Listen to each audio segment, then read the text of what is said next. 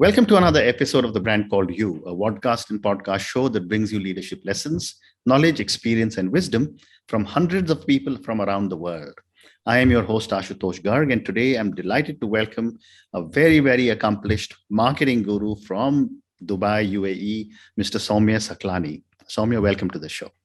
Thank you very much. Thank you, Ashutosh. Thank you. Soumya is the managing director of Kantar for the West, East, and Central Africa region. So, Soumya, let's talk branding and analytics today. Sure. With so much experience with iconic FMCG brands, what goes into building a successful brand? So, that's an evergreen question, Ashutosh. And I think what we've seen over the years, and I speak from a Kantar perspective as well as, working on brands myself, is any brand that needs to be successful in the long term needs to start with the brand purpose. Mm-hmm. With a very clear brand purpose that is like the foundation for the brand, right? Mm-hmm. If you don't have a good solid foundation, then you'll always have problems with your house. So the analogy is the starting point is always a strong brand purpose that seeks to deliver a meaningful benefit to the consumer. This could be functional, this could be emotional. That is different from what other brands are offering in the marketplace, right? So the starting point we've always seen is and we monitor brand health over a period of time, new brands, established brands. If the brand doesn't have a clearly defined brand purpose that connects to a real consumer need, then we are starting on the wrong foot, so to speak, and the brand will always continue to struggle. So that's the first foundation.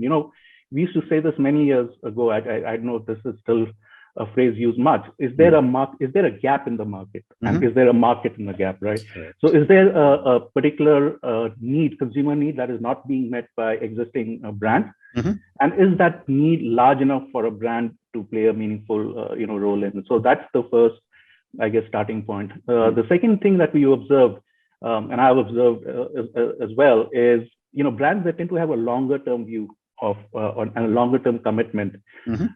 And this is basically two things. One, they have a longer term view and commitment of brand building. So, obviously the pressures on quarter by quarter, your sales numbers, your metrics, those are real pressures, but brands that maintain a level of presence in the marketplace, connecting to consumers, ensuring that they are not going light on spend, on marketing activities and spend. I mean, there is this classical measure or metric that we still use today, where it says that if your share of voice is equal to or greater than your share of market, you will grow. You will maintain. But if your share of voice is lower than the share of market, chances are you will decline, right? So that long-term view commitment means continue to invest in your brand, just like you would continue to invest in your own health, for example, with regular exercise, right? And the second point under that is consistency of brand promise and communication. So, we've seen sometimes a brand where, we look at it at brand tracking and we see the brand means nothing. There's no one or two things the brand means to consumers. The brand is trying to be everything to everyone, and hence is losing losing the connection with consumers. Because consumers can't figure out, should I use this brand because of this or that, right? So those are the two kind of key ingredients that we see going into establishing and maintaining a successful brand. Very interesting.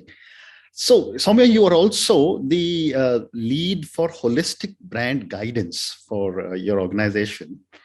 When I was reading about you, I was a little intrigued. What is holistic brand guidance? So, it's a term that we use. So first of all, Kantar, the organization that I worked for, for a number of years in my 30 years, possibly 20 plus years, we, for the last 50 years, that's what we've been doing. We've been working with brands, and we've been advising clients how to develop strong brands, maintain strong brands, and strong communication. So we've been doing what is called in consumer research terms, brand tracking, since the 70s. And this goes back to the founders of our company, right? So holistic brand guidance is like a next generation framework of philosophy for measuring how a brand's health equity is evolving and tracking that over a period of time with the audience that matters the most, which is the consumer. So the consumer is the person who buys your brand. what is the health of the brand amongst consumers. So that's what it is. Breaking that down into what it really gives, or how do we measure the strength of a brand? Over the years, we've developed different frameworks. So this is like the next gen, framework that we use, where a brand needs to be meaningful to a consumer. So why should a consumer buy a brand? Brand needs to be meaningful. It needs to fill an emotional or a practical need, a rational benefit. It feels better, it tastes better, it makes me more healthy, and an emotional benefit. I look better, I can do other things in life, I don't have to worry about my health. So meaningful. So it needs to be meaningful. It needs to be different from other brands in the market. And that's a very strong factor, particularly for new brands starting out. So meaningful, different, and the third kind of leg or pillar is salient. So if I think of butter, for example, and if I ask an Indian consumer, what brand comes most easily to their minds, I would hypothesize Amul. And that's the power of salience. So you need a brand to be strong in all three, or more in one, and on equal terms on the others, for it to be successful. This framework tells you if there are triggers and barriers in the market that are getting in the way of actualizing your brand potential. So if your brand has the ability to command a 60% share of mind and your market share is 40%, why is that 20% not coming to you? So triggers and barriers, and it's holistic in the sense that it tells you what you need to do now. So, activation from is it distribution, is it pricing, or more holistic in terms of brand building? So short-term and longer-term levers of activity that you can do to strengthen your performance. So that's really, it's next generation brand tracking. And, you've articulated this so well. I've often said brands are living beings. They're like children. They need constant intervention. And yet, in the digital world, there are so many new things happening to every brand. So much is being bombarded on every brand. I'd like to understand, how are brands coping in the digital world? So again, I mean, I think all this is something that is still relatively new in the whole, kind of.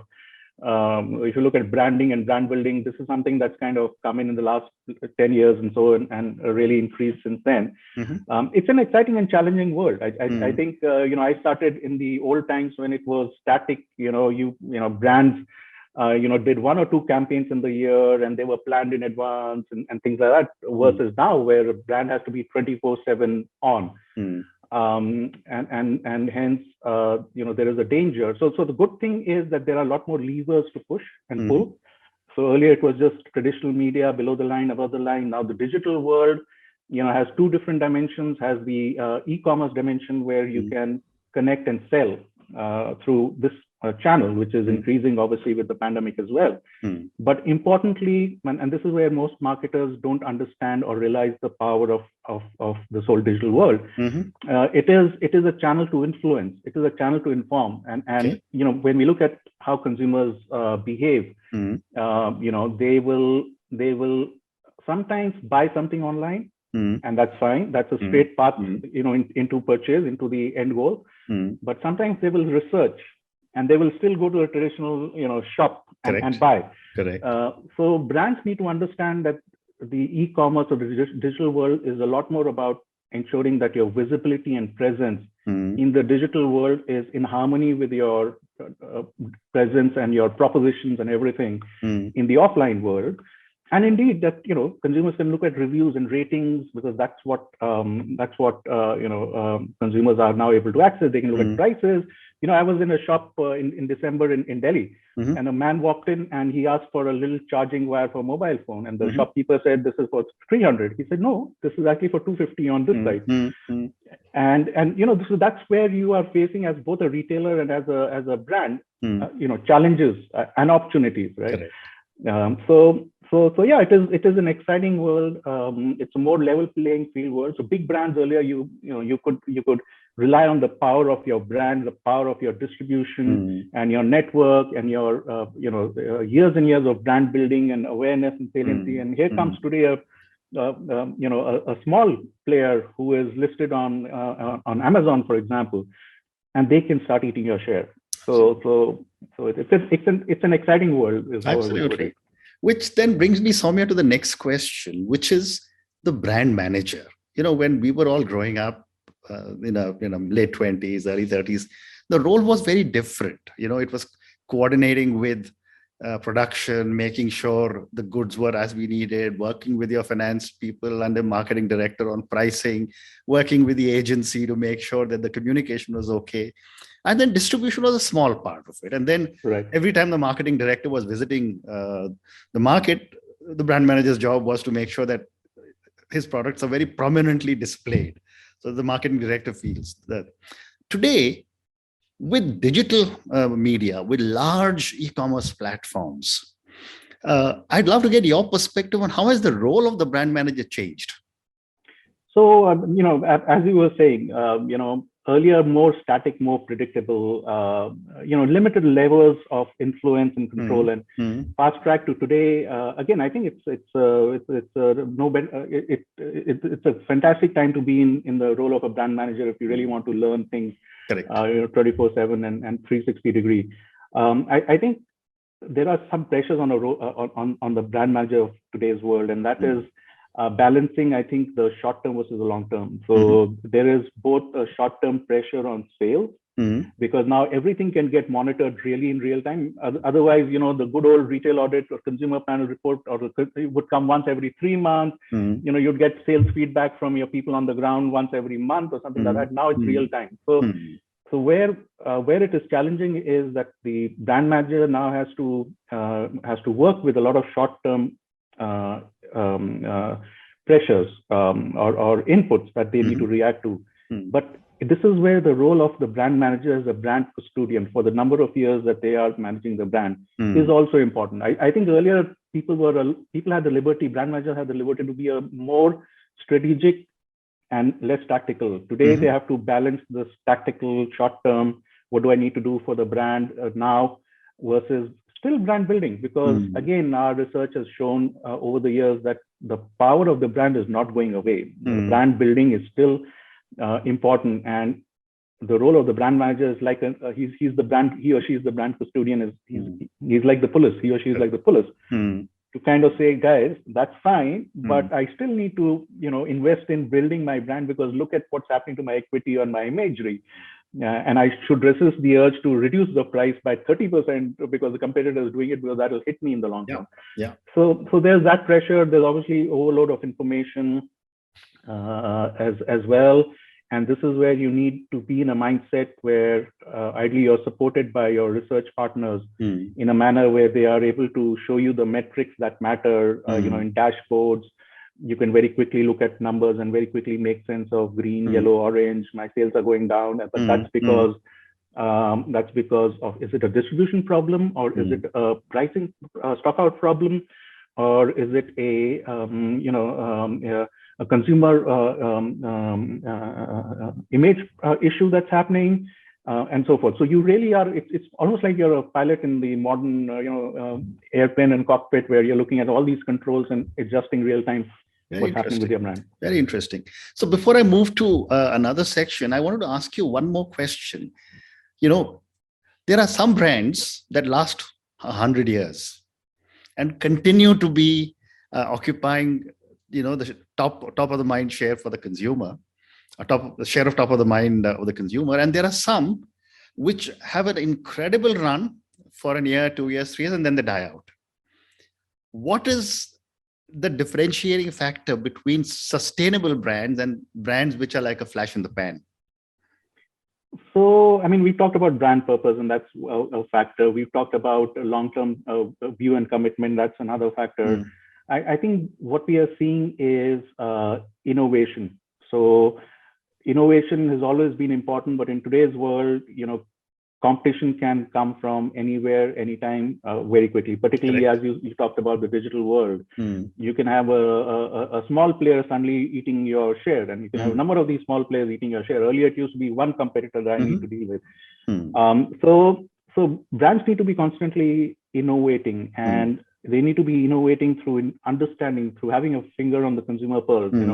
Where are consumers going? Focusing on next gen consumers. By the way, I mean, the danger is sometimes that marketers look at their current user base, and that's fine. But 3 years, 4 years, 5 years from now, this millennial youth population is going to be becoming more mainstream in your category. How are they evolving? What do they need from, I don't know, hair care, a mobile phone, and so forth, right? So it's trying to look ahead and understand where the future is going with consumers that may not be your core consumers today, but will be tomorrow and thereafter. And always maintaining a point of difference. So always, your differentiation is like, you can be salient, you can be meaningful, but you are not different from any other brand. And we find big brands have that problem. They, over a period of time, they rely on their salience. Oh, everyone knows me. And I'm very strong. And we see this in our tracking, brand health tracking. The big brands, they tend to fade when they become very big on salient. And then we see their meaningful and their difference numbers go down. That's a classic telltale sign of a brand in trouble. Amazing. So moving on, I'd love to get your perspective on how important is analytics for a brand manager and for brand building. So, analytics has always been around in some shape or form for a number of years. So one of the things that people, we all kind of think is, oh, analytics is a new buzzword. Not necessarily. I mean, there are new age analytics which are tremendous, and there are analytics that have been around for years. So the role and the availability of analytics has always been there. For example, if you're coming up with a change in your product, and your brand offer, and price is one of those things, then you have an analytical solution called choice modeling, which will tell you how to optimize your product offer and price in a manner that you gain, not lose. We still find a lot of product launches or product tweaks happening without really marketers doing the due diligence on this front. I mean, it's still a lot on, oh, it has worked in that market, or I think, gut feel, right?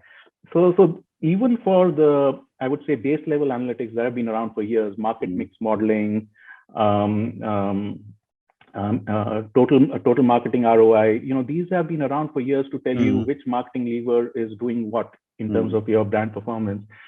They are still not yet fully adopted. But to your question, there's a lot of exciting marketing analytics, AI driven and machine learning driven, that's available now. And things like you can do trend forecasting. So if you're looking at your brand awareness, or if you're looking at a key brand metric like does my brand taste better? Does my tomato ketchup taste better? And you've invested in some activity to try and increase that in the market, you can now do forecasting, trend forecasting. So you can say, based on where I am right now, what will happen in the next 3-6 months, and you can simulate in real time. You can move your levers, and this is available. This is available now. So there's a lot of this new age analytics that's coming in. The pandemic has accelerated this to an extent, but I think even right now, the contribution of analytics to the total consumer research and insight industry is still far low. Yeah, I remember when, in my ITC days, and I'm like a dinosaur, but I'm talking of the early 80s, the computers hadn't come in, right? And there used to be 13 column sheets. And, every month you'd painstakingly write down numbers of how the product is performing, different markets, etc. So you're right. Analytics has been there, but now it's become far, far more in use because of all the other tools, isn't it? Right. Absolutely. So my next question to you, and I think I have time for only one more question with you. One of the fallacies, especially in markets that you are in, and I've often heard this, the Middle East is one market and Africa is one market, and you're sitting in two of the most complex markets. I'd love to understand from you, what is the impact of culture on brands, and how do brand managers in such diverse markets as the Middle East or Africa handle communication and different requirements? So you're absolutely correct. We've seen, again, because in Kantar we test. So not only do we measure the same brand across multiple markets, but we also test advertising creatives, in multiple markets. So let's say an MNC a client of ours, it could be Coke, it could be Unilever, has a campaign, and that campaign runs across multiple markets, and we test. So, I mean, we globally, only about 40% of creative ads perform well in another market. So that simply tells you, and that's true across the world, that simply tells you that the culture plays a strong role.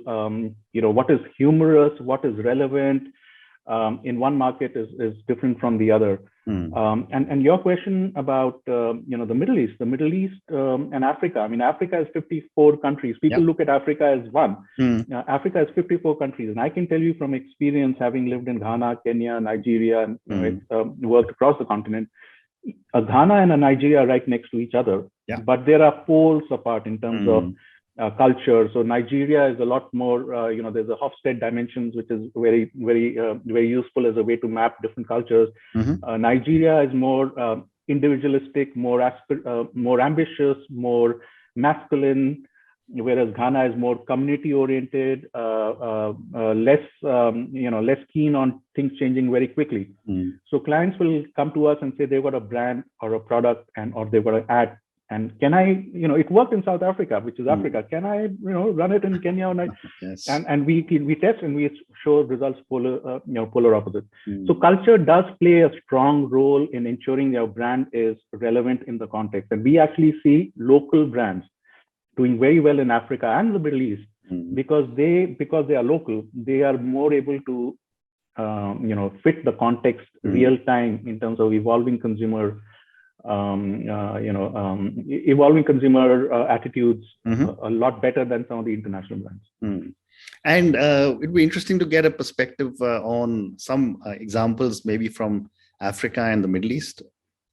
Sure. So I can tell you that there are, if you go to Nigeria, for example, the big multinationals, Unilever and P&G, they have their.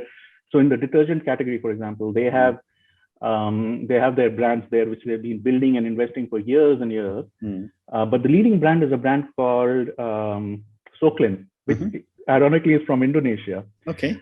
And the reason they've been able to be very successful is because they have adapted their brand into the local market a lot more nimbly than what a big player like a Unilever or P&G could.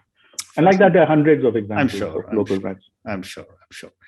Soumi, on that note, thank you so much for speaking to me. Thank you for talking to me on branding and analytics in so much detail. I mean, took me down memory lane for God knows how many years ago. And you helped me to actually up my knowledge and understanding so much because every day things are changing in the world of branding. Thank you again and good luck. Thank you, Ashutosh. Thank you. Thank you for listening to the Brand Called You videocast and podcast, a platform that brings you knowledge, experience, and wisdom of hundreds of successful individuals from around the world. Do visit our website www.tbcy.in to watch and listen to the stories of many more individuals. You can also follow us on YouTube, Facebook, Instagram, and Twitter. Just search for the Brand Called You.